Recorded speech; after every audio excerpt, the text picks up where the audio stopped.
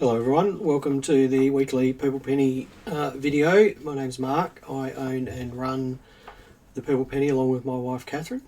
We're a small coin shop in the northern suburbs of Adelaide. We've been here for a bit over 4 years. We've been doing these videos for almost 3 years. This is the 26th or 24th or 25th time we've done this year. We always talk in these videos about what's been going on in the world of coins and banknotes, what's been going on in the shop, and sometimes, like last week, you get to listen to me rant and rave about things that have upset me during the week.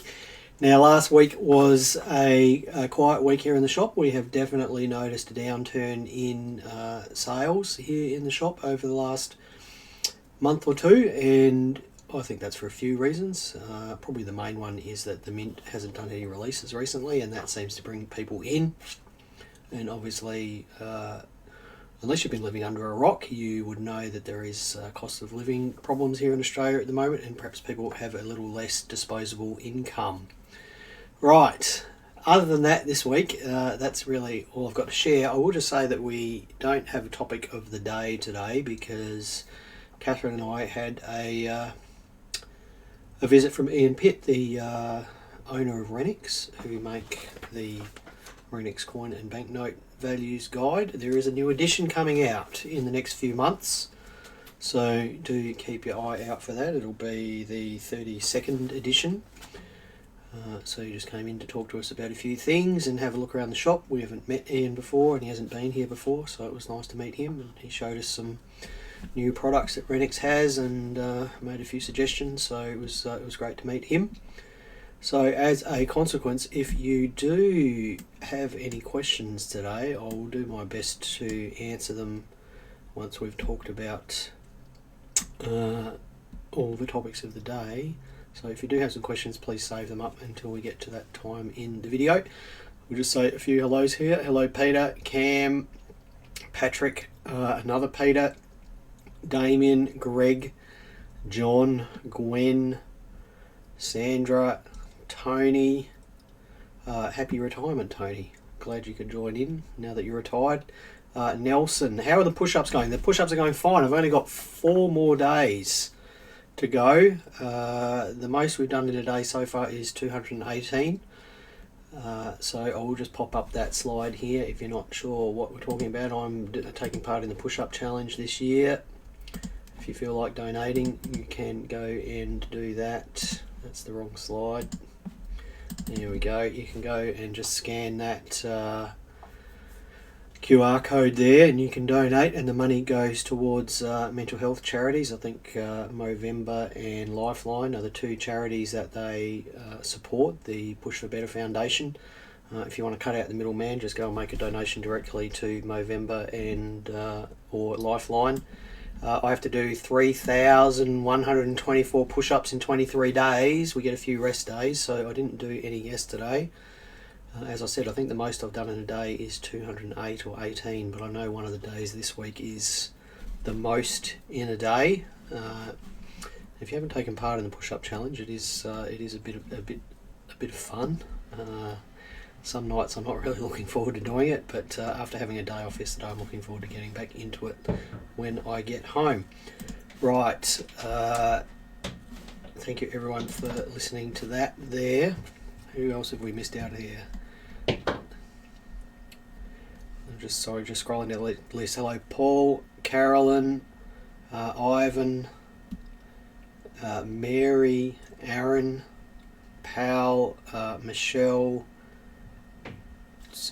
Sandra is asking if they do Renix in digital form. I don't believe so, Sandra.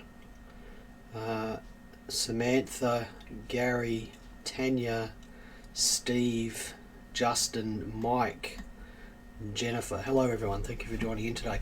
Right, let's jump into the news. So we do have the June RAM releases coming up on Thursday of next week.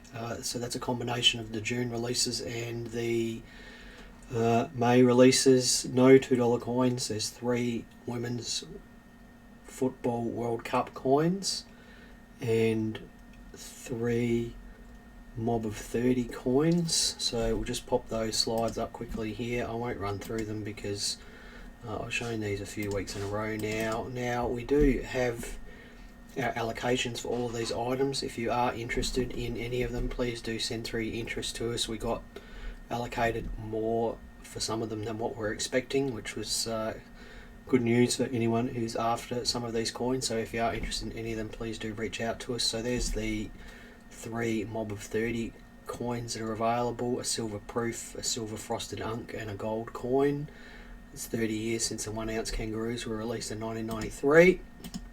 And these are the Women's World Cup coins. So the FIFA Women's World Cup is a ½ ounce silver proof, a ½ gram gold frosted unk coin, and the coloured aluminium bronze dollar coin. Now we got good allocations on those last 2 coins, so if you are interested in those, please just send us a message through Facebook or email, or give us a call, or ask us the next time that you're in, and we'll pop your name down on that list. Back to the news. Okay, so the Adelaide Coin Expo, which is a coin show here in Adelaide, I've talked about the dates of that for a few weeks now, but we had a meeting with the Numismatic Society of South Australia this week, and the details of the Coin Expo are firming up. So it is on, hang on a second, let me find the right slide here. Here's the details here. It's on October 7th and 8th at the Torrens Parade Grounds, free parking, free admission. So it's a Saturday and a Sunday. It's the weekend after the AFL Grand Final. We are having more dealers there this year than last year, and the way that we're accomplishing that is by restricting the number of tables that a dealer can have. So that's good. There was 22 dealers last year. We're expecting more than that this year. I believe it is booked out. I don't have a full list yet available. They're in the process of creating a product for the show, a special product. So last year we had an overprinted PNC. There'll be something similar this year. And that's probably about all I can share right now, but maybe there'll be a surprise announced in the next few weeks about that. Catherine and I help the Expo out with advertising and things like that, so if you do have any questions about the Expo, please feel free to ask us, because we do have pretty close contact to the gentleman who's organising it. Back to the news here. Gentleman died in America, and his children found more than $1 million US cents in his basement. Now, I won't call them pennies because they're not pennies, but in America they do call them pennies, and I'm not sure why. They are indeed cents. So there was $1 million US cents found in his basement. Why on earth would you have $1 million US cents? Well, it's because in 1982 they changed the composition of the US 1 cent coin, and that was because the cost of making the coin was exceeding the value of the face value of the coin. Now, if you're not sure how mints make money, other than selling collector coins, they make money from circulating coinage through something called seigniorage. And seigniorage is the difference in the cost of manufacturing and the face value of the coin. So, say for example, it costs 10 cents to make a 20 cent coin, and the Royal Australian Mint sells that to the Reserve Bank for 20 cents, so the seigniorage they make on that coin would be 10 cents. When the cost of making a coin exceeds the face value, then the Mint makes a loss on that coin. And here in Australia, for example, the Mint, I believe, is making a loss on 5 cent coins. In the late 70s and early 80s, the US Mint realised they were making a loss on making 1 cent coins, so they changed the composition in late 1982 from 3.11 grams of bronze to 2.5 grams of copper plated zinc. So they changed the composition of the coins to reduce the cost of making them. And as such, in America, it is a bit of a pastime collecting pre-1982 1 cent coins and putting them aside as a copper hoard. So I just did some quick sums there. There's actually 2.5 cents US cents worth of copper in each one of those US cents that was found in that gentleman's basement, and that's why he did it. So he would have gone to the bank and withdrawn thousands and thousands of 1 cent coins, and then kept all of the copper ones and hoarded them in the basement. Now, this isn't the first time I've heard of this. I heard several years ago about a gentleman who passed away in America and he had 7 or 8 tons of copper cents in his basement, and they actually had to dig a ramp down into the basement and knock out a wall to get a front end loader down there to take them out. So it's not the first time I've heard of this. Now, before we go on to the next item, I just want to say hello to Mark and Dennis, who may or may not be watching live or will be watching later. Mark and Dennis have been coming in here pretty much since day one. They're known as the two Harrys because they call each other Harry, and they did say to me last week that I needed to say hello to them. So hello Mark and hello Dennis, I hope you're watching, and when you come in next time, please make sure that you tell me you saw this. Right, there's another story that a viewer suggested to me this week. It was about some Japanese coins that were found back in 2018 but were only announced a year or two ago. It was an excavation at a small village north of Tokyo, and they found some clay pots that were full of 100,000 plus 15th century bronze coins. The coins themselves were cast and probably came from China. Some of them still had the string around them, so they were mon coins, which are the smallest denomination Japanese coins at that time. And the site of the excavation was known to be a 15th century residence of a prominent samurai. The samurai being a caste of warriors in Japan at the time.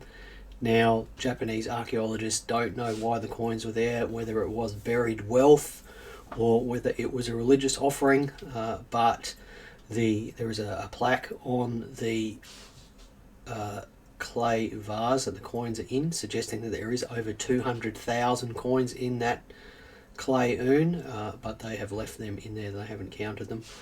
Now, what are they worth? Well, a Japanese mon might sell between $5 and $25 from that era, so there's probably $6 to $7 million US worth of coins in that pot. Of course, there probably isn't 250,000 people in the world who want to buy one of those Japanese coins, so it's pretty difficult to put a value on them. Peter says that the US Mint are still making a loss on the 1 cent. That doesn't surprise me, Peter.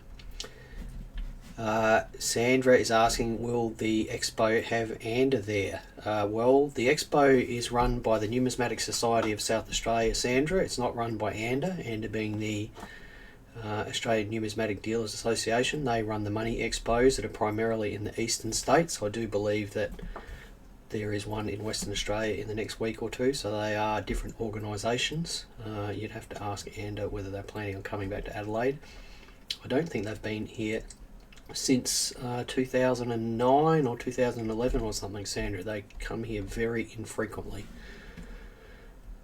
Next item, and this came up simply because, and you probably heard me ranting and raving about journalists in the video last week, because clearly someone at news.com.au has recently subscribed to Joel Candia's channel on TikTok, and that person is working their way through all of Joel's old videos and rehashing that content in an attempt to garner clicks. And the video that they've popped, the video they focused on this week was the Wavy 20, the Wavy Baseline 20-cent piece. And I thought that I would just talk about that, seeing as I know that Joel probably got a lot of his Wavy Baseline 20-cent piece content from our article that we wrote on our weblog many years ago, and certainly a lot of the content on that in that article has been rehashed through the media many times. So what is a Wavy Baseline 20 cent? It is a variety of 1966 20 cent. They were all struck in London. Those of you who don't know, many of our coins in 1966 were struck in London because the Australian mints in Canberra, Melbourne and Perth simply didn't have the capacity to produce the coinage in time ready for decimal changeover. So about 30 million 20 cent pieces were struck in London for 1966. You might know that the mint mark on the 1966 20 cent is the gap between the wave and the platypus's head. If there's a gap, it's a Canberra minted coin. If there's no gap, it's a London minted coin. I will just say that gap or no gap, there's no difference in value really. But at least one die, and probably only one die pair, in London was modified for some reason. Now, no one really knows why. Catherine and I think perhaps someone dropped something on the die and damaged it, and then it was touched up. So what you've got is a wave in the top baseline of the two on the reverse. So in the image there, you can see a comparison of the baseline of the wavy on the left and the normal baseline on the right. Key thing to note if you're looking for a real one of these is that the wave above the baseline has a corresponding wave in it on a genuine wavy 20, whereas many of the fake ones we've seen don't have that corresponding wave. Can you find one of these in your change? Yes, you probably could if you look through enough coins. They are incredibly difficult to find.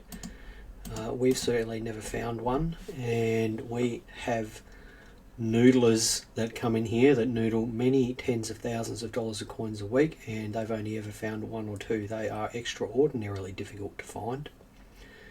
Now, what are they worth? And of course, the stupid news article that was published this week said they're worth $4,000, and that is, of course, a load of baloney.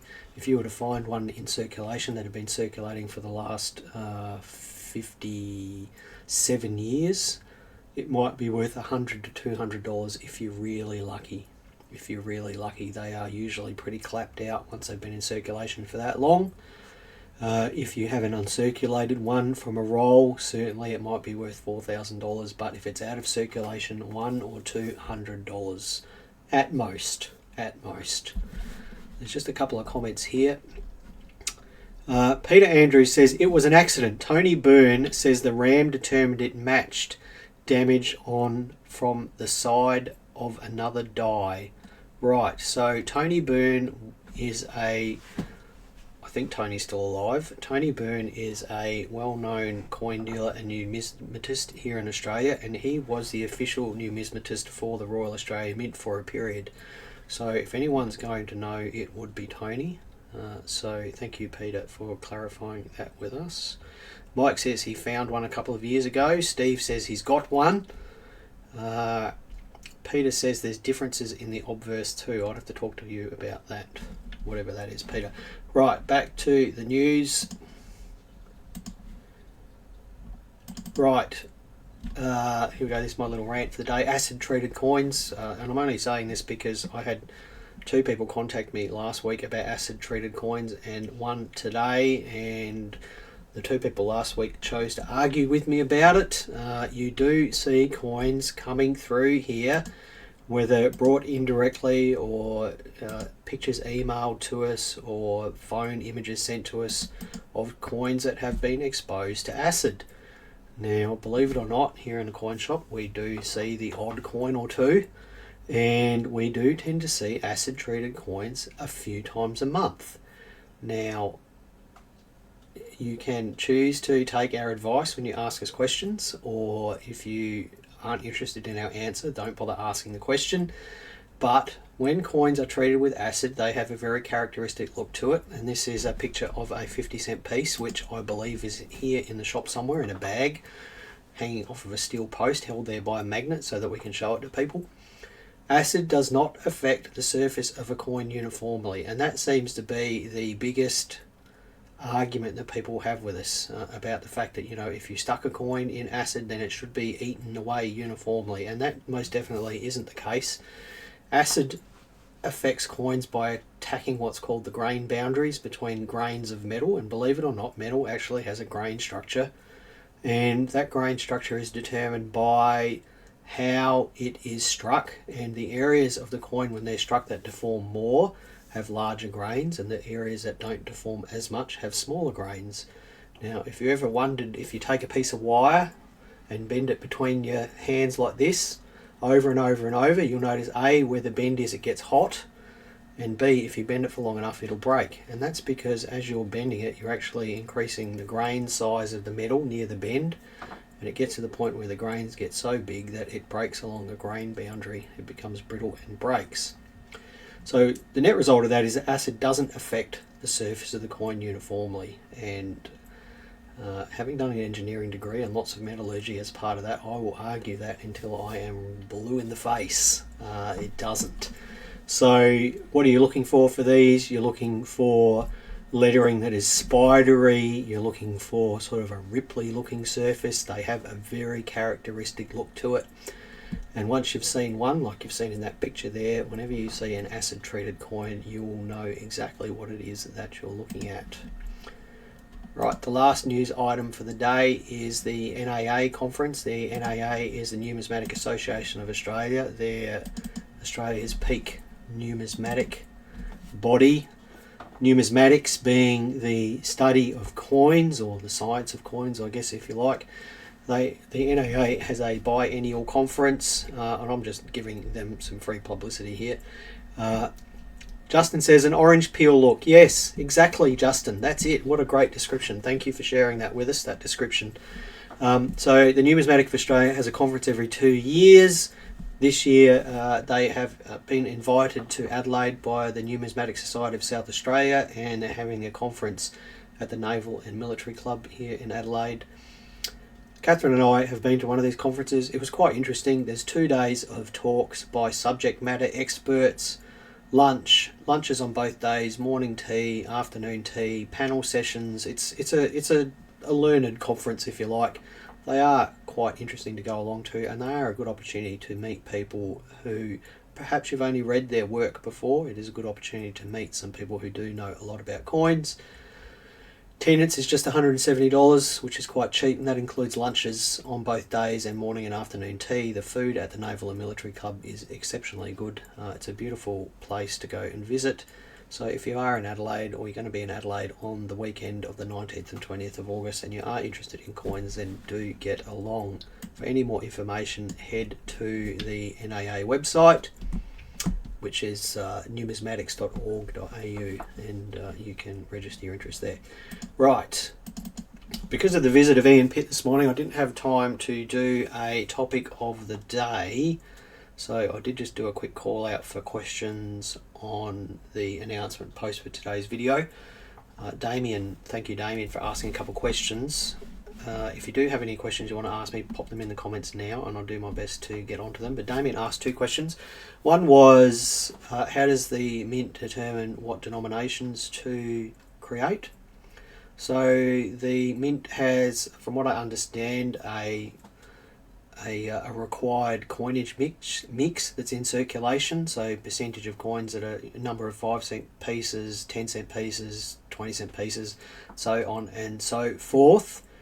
And as they withdraw coins from circulation, they keep a running tally of those coins that they believe are still in circulation, and then they make an allowance for economic growth and economic activity, and then they basically forecast the demand for coinage based on that, and then they produce coins to meet that demand. So a good example of that is that at the beginning of the COVID lockdown, they forecast a great decrease in economic activity and stopped producing a lot of coins and cleared out their coffers of back stock. So that's when the World War II, end of World War II rolls came out, and we started getting newspaper 20-cent pieces in circulation and things like that. So from what I understand, it's a bit of a forecasting job and sticking your finger in the air and determining what way the wind is blowing, and then a formula that they use for, you know, the number of each coin type that is in circulation, just enough to keep the wheels of commerce ticking. So there's some really interesting articles online about how mints determine those sorts of things, Damien, so I do encourage you to look for them. The other question was, what makes a Proclamation coin? So if you don't have a Renix catalogue, get one, but at the beginning of Renix catalogues they do have a section on Proclamation coins. What's a Proclamation coin? So a Proclamation coin is a coin that was proclaimed by, is it Governor King? Yeah, Governor Philip Gidley King in 1800. Made a proclamation that certain coins that were circulating in the colony of Australia had a value above their face value. The reason why he proclaimed that those coins had a value above their face value was an attempt to keep the coins in the colony. So back in 1800, the colony of New South Wales was a net consumer of resources. So as a consequence, ships were coming here, dropping off resources. They were being paid for them. and the coinage was leaving the colony, and there was a constant shortage of coinage in the colony. And a way of getting around that, the king decided that, Governor King decided that certain coins would be accepted in the colony at higher than face value, and that was an attempt to stop the ships from taking the coins out of the colony. Now, there's in this edition of Renix at least, there's a table of specie, and that's all the coins that Governor King included in that proclamation. There's 1, 2, 3, 4, 5, 6, 7, 8, 9, 10 coins in that list. So they are proclamation coins. So there's coins such as a Dutch guilder, a Brazilian Johanna, an English shilling, an English penny, various other coins. If you're going to be bloody minded about it, you would say that if the coin isn't in that list, then it's not a proclamation coin, and that's probably a fair argument. But of course, they weren't the only coins that were circulating here in the colony. There were a whole bunch of others. If the English shilling and penny were here, certainly the sixpence and half crowns and half pennies and farthings were here as well. So what is a proclamation coin? I guess you could argue that it is only the coins in that list, but of course there were other coins, and there are some people who would call those colonial coins. There is a great article on Andrew Crellin's website. Andrew Crellin owns and runs Sterling and Currency in Western Australia. Andrew is an expert on proclamation and colonial coinage and has published a great book about it. And there's a great article on his website about what makes a proclamation coin and what makes a colonial coin. So I would encourage anyone who's interested to go and have a look at that. Now, there are some comments here. Samantha says, had a person who had an end of World War One coin from circulation wanting to get it graded, and I suggested not to bother, and I was abused. Look, Samantha, I'm sorry to hear that. I will tell you that a lot of what we say in here is to prevent negative responses. So, if someone asked me that question, I would just say no and leave it at that. And if they got upset with you, not respond any further.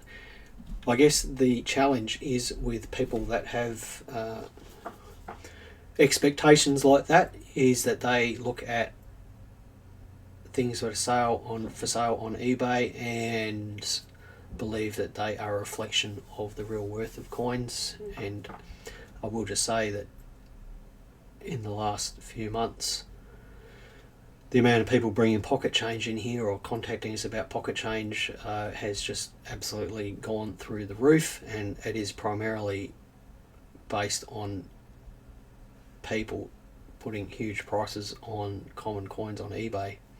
So it has wasted a lot of our time, and I'm sorry, Samantha, that someone got upset with you when you told them the right thing. Why would you bother? Why would you bother? What else have we got here? People only hear what they want to hear. Confirmation bias. They can only learn by wasting time and money. Yeah, thank you, JJ. That some people won't be told, and it's not just coins, it's anything in life. Some people just will not be told, and it is a great disappointment. And as I said, a lot of what we say in here is unfortunately designed to head off a lot of those people at the past to keep them away from the shop, because we don't want people getting upset at the counter when we won't buy their 50-cent pieces or their dollar coins. So now, there was another good comment here. Adam says, you're correct, it's a waste of time and money grading most circulated coins. Well, look, Adam, I got to tell you, I think the last circulated coin we had graded was maybe a mule, and I think that was probably a waste of money. That we're getting to the point with a lot of these varieties that come out of change, that, and I'm only talking about mules and wavy baselines, that unless you can get them virtually for free, it's not worth getting them graded. I'm not really sure that getting an AU50 mule graded adds a lot of value to it, and because we pay fair prices in here, certainly if we were to buy a mule and then get it graded, a lower grade one, then we'll certainly lose money on it. Samantha says, I try and help newbies, especially as dealers don't want to deal with very common coins. Well, Yeah, look, Samantha, yeah, it's good of you to try and help new people. We always encourage new people to come in here, and if people are reasonable, then we'll always talk to them. And we do try to help people with, what to look out for in change and things like that. But there's not a lot we can do with newbies who think they know everything and get aggressive when they are contradicted. So, they're the ones that we don't want to deal with. And as I said, we do try to head them off at the pass and not let them in here because we don't want them getting upset. Brian says, I was wondering if there's any news on the new edition of the Renix Error Guide, and is the current one still worth getting? Yeah, okay. So we've been asked to write the new edition of the Renix Error Guide. But we don't have time, I don't think. Both Catherine and I were still sitting at our computers 6 o'clock last night and our day off, sort of catching up on things that we don't get done when the shop's open. We would love to write it, and there's very few people in Australia that are qualified to write the new edition. The old one is probably still worth getting. There is some good stuff in there, but there is a lot of stuff that's not so good. It still sells well, from what I understand, so if you are interested, do grab a copy. What coins from the upcoming RAM release? I'm not sure who said that. So we've got some FIFA coins being released for the Women's World Cup, and they're all quite lowish mintage. The half-ounce silver coin is very low, just 2,023 of those minted. The gold coin, I believe there's only 5,000 of those.